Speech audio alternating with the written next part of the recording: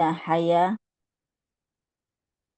Mbak Dwi beserta tim yang saya hormati juga para tokoh masyarakat, para sesepuh, Ibu Hajah Dukturoh Sari, Bunda Ramayani, Bapak Haji Wahyuno, Ibu Haja Atik, Pak Haji Mukhtar, Bapak Ibu lainnya yang saya tidak sebutkan satu persatu tanpa mengurangi rasa hormat saya kepada beliau semua, kepada para ikhwan dan akhwat, para sahabat, pecinta kesucian jiwa di manapun berada. Ilahi anta maksudi, waridhoka matlubi, a'tini mahabbataka wa ma'rifataka, wa a'tini ma'aka abada. Alhamdulillah, dengan izin Allah, kita berjumpa lagi di gelombang yang sama. Terkait dengan bahasan pada minggu kemarin, tentang masih di dalam fana'un nafsi. Ini sesuatu yang luar biasa. Bahkan ketika ikhwan dan akhwat, ketika baru ditalkin itu ngomong gitu. Kenapa ketika setelah ditalkin, terus dia mulai melaksanakan amaliyah gitu ya, seperti zikir dan lain sebagainya, ya minimal zikir yang 165 gitu, zikir jahar dan khafi, itu apa katanya? Kok saya seperti masuk alam lain? Tentunya kata-kata ini sebuah renungan.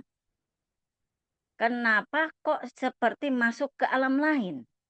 Cuman tidak tahu alam apa. Walaupun Tuan Syekh Abdul Qadir Al-Jailani, Tuan guru kita semua, itu menerangkan minimal ada 500 alam yang diceritakan kepada kita. Cuman kita baru sampai alam apa? Alam ruh, alam rahim, alam dunia. Baru 3 alam ini. Kadang keempatnya alam apa? Alam kubur ya kan? Nah itu, kita baru sampai ke alam ketiga. Perkataan ini terkait dengan apa? Fana'un nafsi. Kenapa masuk ke alam lain? Karena fana'un nafsi dirinya hilang. Sehingga apa? Dia menyangka berada di alam lain. Padahal oleh Syekh Mursyid kita dibawa. Cuman masih perjalanan nih, masih suluk ya. Dibawa untuk menuju kepada Allah Subhanahu wa Ta'ala. Ibaratnya dibawa ke hadapan Allah Subhanahu wa Ta'ala. Maka di dalam bulan Safar yang luar biasa, Abah membahas panaun nafsi. Artinya apa? Nafsu yang lenyap, diri yang lenyap. Nafsu itu kan artinya jiwa juga, diri juga, kemudian nafsu juga begitu. Itulah istimewanya kosakata bahasa Arab. Satu kata itu banyak maknanya. Satu kata itu bisa 500 mufradatnya.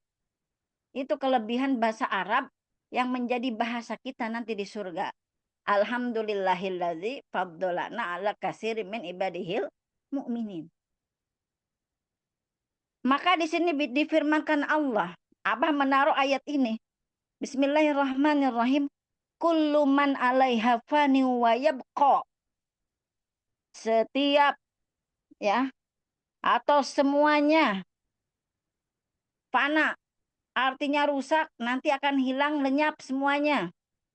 Wayabqa apa yang tinggal? Wajhu rabbika dzul jalali wal ikram. Yang nyata dulu, kemudian yang nyata makhluk, nanti hilang. Apa yang akan timbul atau yang akan tetap? Wa yabqa wajhu rabbika dzul jalali wal ikram. Di sini wajhu rabbika, wajah Tuhanmu. Artinya apa? Hanya Allah yang tetap ada dengan keagungannya dan kemuliaannya. Nah, ketika wayab ke wajhu rabbika, setiap orang berbeda. Jangankan kita sebagai umat, para nabi rasul juga berbeda. Kenapa? Bagaimana mereka bertemu dengan Allah? Bagaimana ketika mereka menerima wahyu-wahyu dari Allah melalui proses siapa Ruhul Amin, malaikat Jibril alaihi salatu wassalam. Itu prosesnya, dan ketika bertemu itu berbeda-beda. Dan Nabi Yuna Muhammad SAW pada waktu Mi'raj berjumpa dengan Allah Subhanahu wa taala itu merupakan pertemuan yang paling tinggi. Ada ulama mengatakan tidak ada hijab, tapi Nabi Yuna Muhammad SAW tidak mengatakan zatnya Allah. Yang diajarkan kepada umatnya adalah bagaimana melaksanakan sholat yang Allah perintahkan. Sebetulnya kalau di dalam tasawuf, justru kita itu apa? Diajak untuk menyaksikan Allah. Nah, bagaimana penyaksian Allah ini terjadi? Di antaranya adalah dengan fana'un nafsi. Karena dengan fana'un nafsi nanti akan berproses kepada fana' fillah. Kenapa ini penting? Karena luar biasa. Kita akan pulang kembali ke mana? Ke hadapan Allah Subhanahu wa taala karena kita innalillahi wa inna ilaihi raji'un. Maka luar biasa ini ditulis oleh Abah. Ketika Allah berfirman kepada Syekhul A'dham, ya Syekhul Gausul A'dham, ya Gausul A'dham, kum indi la kanaumil awam, taroni. Wahai Gausul A'dham, tidurlah di sisiku, jangan seperti tidurnya kebanyakan orang. Maka niscaya kamu melihatku. Ini luar biasa Ibu Bapak. Disuruh tidur, ya. Tidur yang bukan seperti orang umum. Artinya apa? Hatinya selalu hidup. Makanya kita dibekali dengan zikir khafi. Yang dimaksud tidur itu bukan tidur merem mata saja. Kita juga tidur oleh nafsu kita kalau kita tidak manage itu nafsu. Kalah oleh nafsu kita. Itu namanya tidur. Tidur mata merem, tidur karena dikalahkan oleh hawa nafsu. Fakultu, Allah berfirman. Bukan Allah, maaf. Fakultu, Tuan Syekh Abdul Qadir Jailani bertanya kepada Allah. Ya Rabbi, kaifa anamu indak? Wahai Tuhanku, bagaimana aku bisa tidur di sisimu? Qala, Allah berfirman. Bikhumudil jismi anil lazat. Ini yang pertama Bapak Ibu. Kalau mufana'u fin nafsi. Yang pertama dengan mensirnakan kelezatan dari tubuh. Ternyata ini banyak lezat-lezat yang bisa menipu kita. Dan menguras tenaga kita. Menguras kesabaran kita. Menguras tawakal kita kepada Allah Subhanahu wa taala. Maka oleh karena itu diperlukan mujahadah. Makanya setelah fana'un nafsi yang dibahas di dalam kitab Pangersa Abah, itu adalah riyadatun nafsi. Abah itu tidak sembarangan menaruh huruf-huruf. Karena beliau sudah mengalaminya. Sudah menjalankannya. Sudah mengamalkannya. Itu yang teristimewa dari Tuan Guru kita. Ya kalau banyak orang-orang hanya teori-teori gitu ya. Tapi tidak mengamalkan. Tapi Tuan Guru kita mengamalkan sampai apa? Keluar uruk dari matanya. Dan keluarnya uruk atau yang disebut keringat itu lebih sakit daripada keluarnya darah dari mata beliau. Itu beliau bicara langsung. Ya, langsung kepada saya. Apa maksudnya uruk ya Abah? Uruk itu keringat. Kalau itu keluar, itu lebih sakit daripada darah. Saya juga terheran-heran. Ya Masya Allah. Cuma karena saya belum pernah mengalami, ya percaya dan hakul yakin. Karena apa? karena Abah sudah mengalaminya. Yang kedua, mensirnakan keinginan dari nafsu. Nah ini, artinya apa? Nafsu pingin apa misalkan ya, pingin bermewah-mewahan, tapi ditahan. Kenapa? Diadilkan. Artinya apa? Memakai harta, memakai apa yang Allah sediakan untuk kita sesuai dengan kapasitasnya. Yang ketiga, wa khumudil qalbi anil khatarat. Dan melenyapkan bisikan-bisikan dari hati ya. Ini hati-hati ini. Banyak bisikan, tapi karena kita sudah punya guru, alhamdulillah guru selalu menjaga kita. Guru itu Allah suruh untuk menjaga kita Bapak Ibu. Selain para malaikat-malaikat, juga yang ditugaskan untuk menjaga diri kita. Jangan sampai ada bisikan setan gitu ya. Karena manusia terdiri daripada sisi kemalaikatan dan sisi keiblisan. Maka sangat diwajibkan kita punya guru. Kenapa? Supaya tidak tersesat. Jangankan kepada kita, iblis itu kepada Tuan Syekh Abdul Qadir Al-Jalani saja mengaku Allah. Lah apalagi kepada kita Bapak Ibu.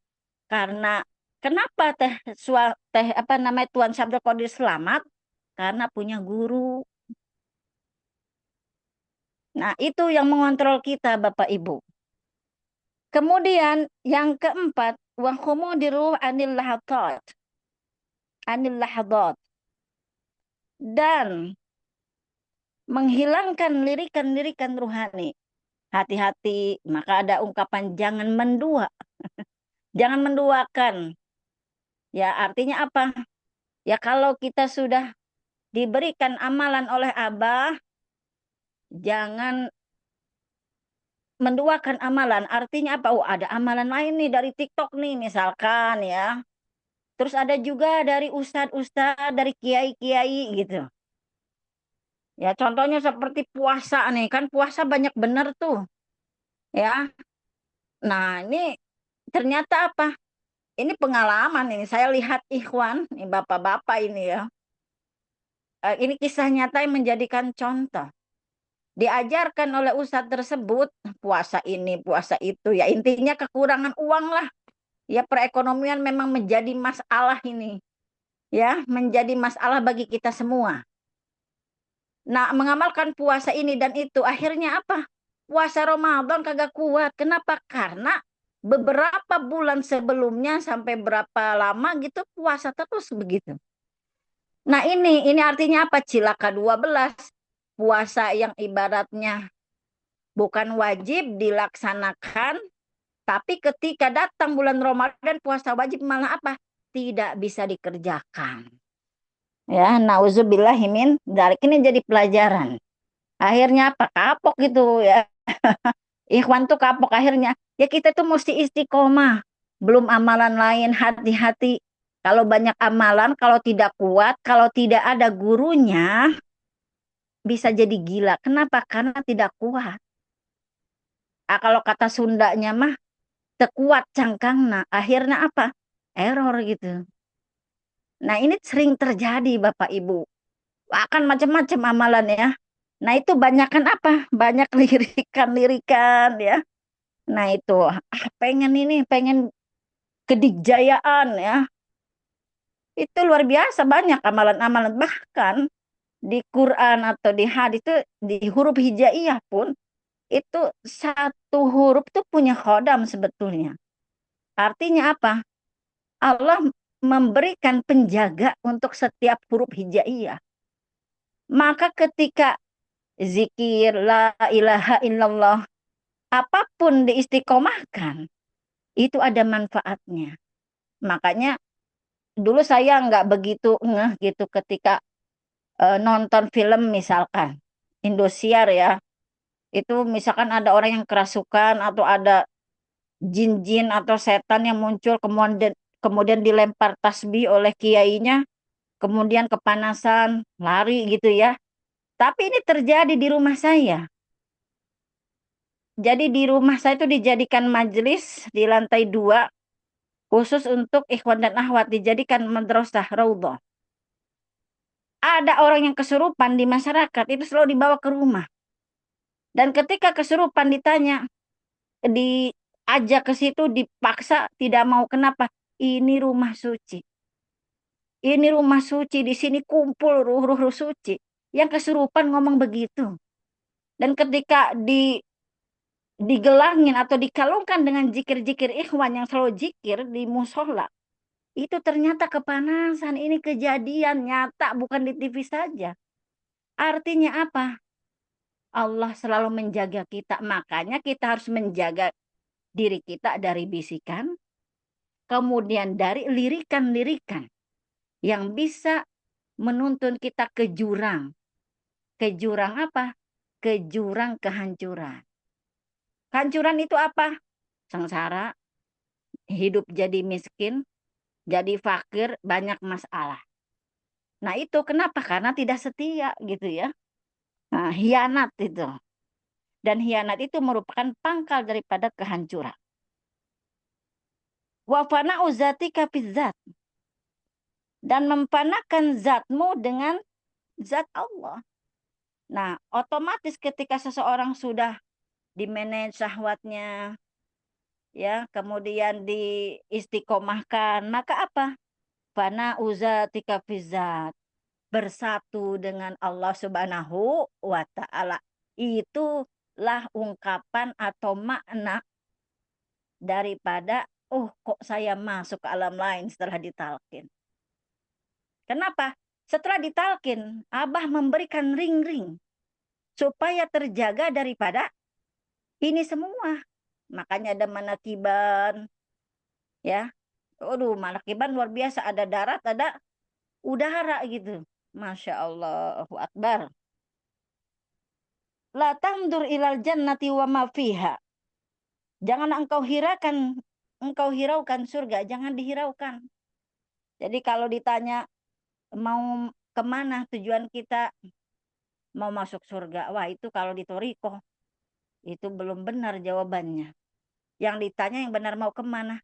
Ke Allah Subhanahu wa taala. Karena Dia yang punya kita. Taroni bila wasito. Kalau kita sudah tidak menghiraukan surga dan lain sebagainya yang bersifat kenikmatan, taroni kamu niscaya melihatku bila wasito tanpa perantara. Apa itu perantara? Hijab-hijab. Sebetulnya banyak hijab ini. Cuman nanti bisa disampaikan dalam waktu yang lain. Kemudian Allah firmankan lagi kepada Tuan Syekh Abdul Qadir.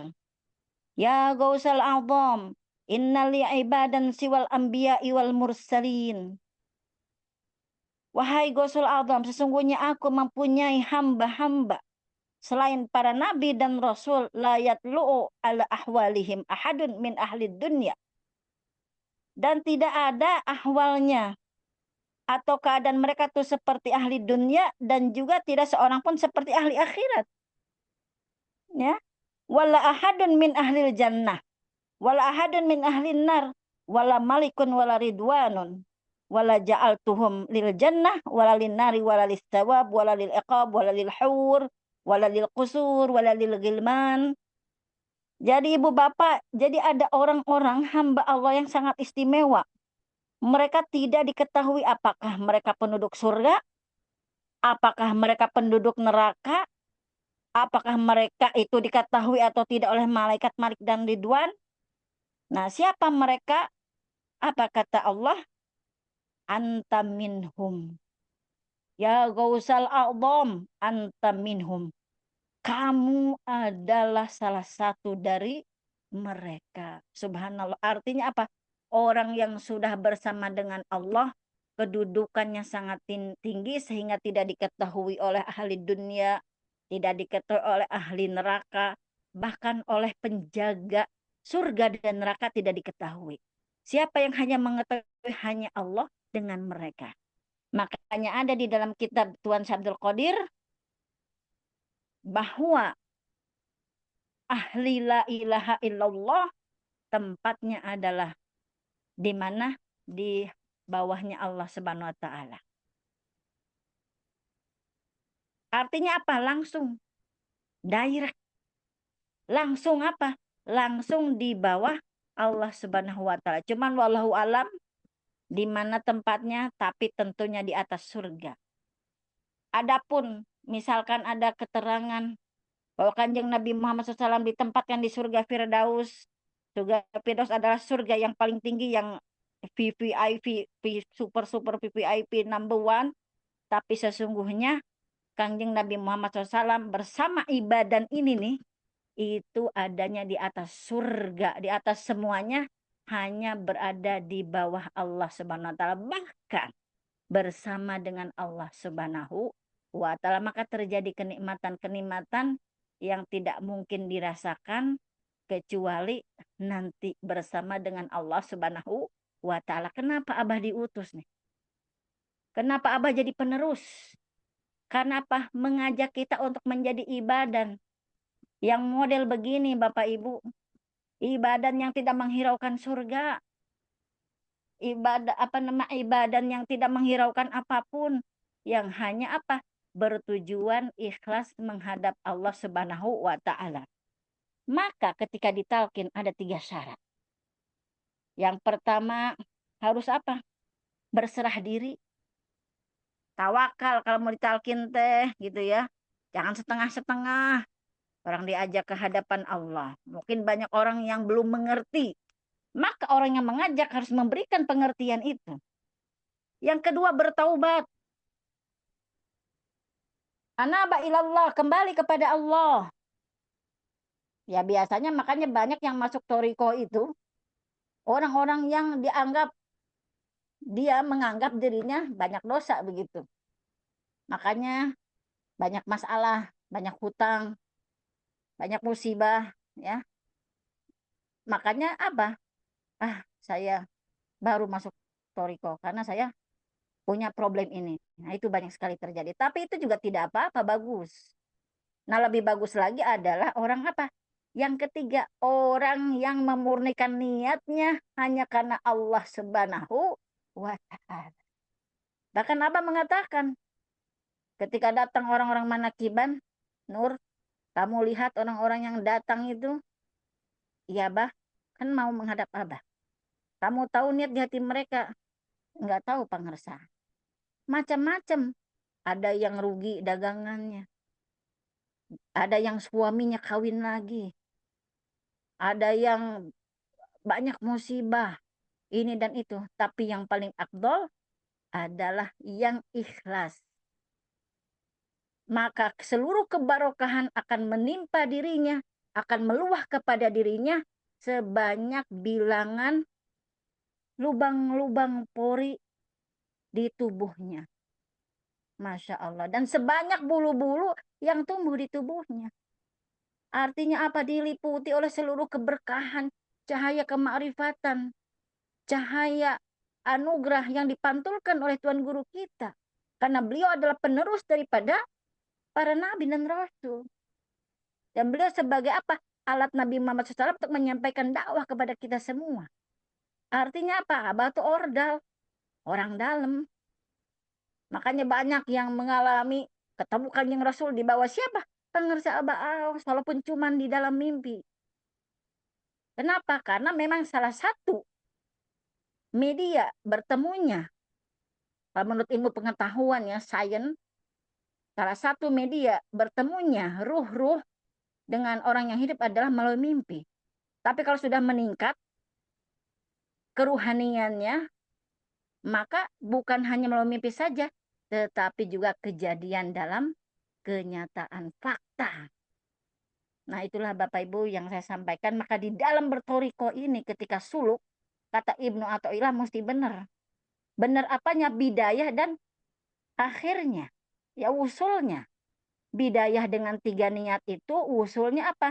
Tercapainya tingkat ma'rifat ketika dinding-dinding penghalang batin itu runtuh dan seorang hamba menyaksikan Allah di balik setiap kejadian. Makanya inna lillahi wa inna ilaihi rajiun. Maka baru terjadi itu. Nanti ada tajrid, ada kasab ya. Dan lain sebagainya. Saya rasa cukup sekian. Wabillahi taufiq wal hidayah. Wassalamualaikum warahmatullahi wabarakatuh. Waalaikumsalam warahmatullahi wabarakatuh. Allah.